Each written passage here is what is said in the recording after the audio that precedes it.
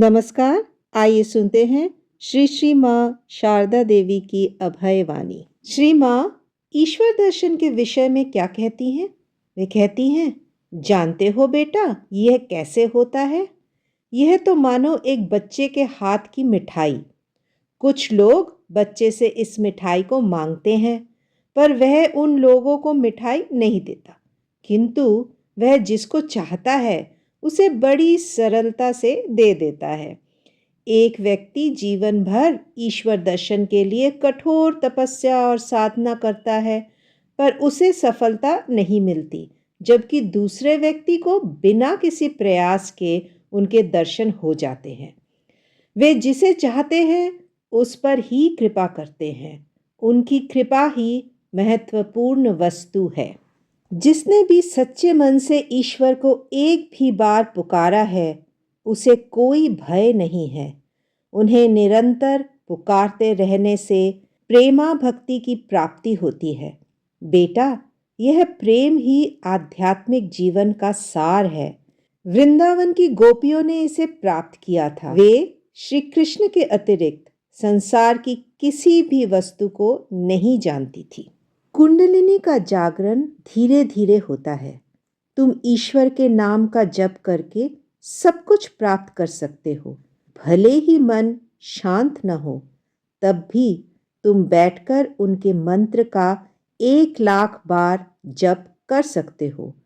कुंडलिनी जागरण के पहले अनाहत नाद सुनाई देता है, पर जगन माता की कृपा के बिना कुछ भी प्राप्त नहीं किया जा सकता। सब लोग बड़े दुख से कहते हैं, संसार में कितना कष्ट है। हमने ईश्वर की इतनी प्रार्थना की है, पर फिर भी दुखों का अंत नहीं है। किंतु दुख तो ईश्वर का वरदान है। यह उनकी करुणा का प्रतीक है। मात्र ईश्वर की कृपा ही आवश्यक है। उनकी कृपा पाने के लिए प्रार्थना करनी चाहिए। मनुष्य जन्म में कोई आनंद नहीं है। संसार दुखों से भरा हुआ है। आनंद तो यहाँ एक शब्द मात्र ही है। जिस पर ठाकुर की कृपा हुई है, वही उन्हें ईश्वर के रूप में जान सकता है। याद रखना, उसी में आनंद है। वह जो पानी देखते हो, जिसका स्वभाव ही नीचे की ओर जाना है, सूर्य किरण उसे भी आकाश की ओर खींच लेती है। इसी प्रकार मन की गति भी स्वभाव से निम्नगामी है, भोग की ओर है।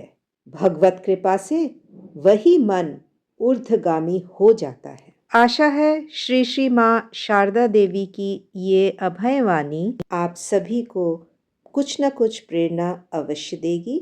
ऐसे ही और वीडियोस देखने के लिए देवाक्षर के साथ जुड़े रहिए।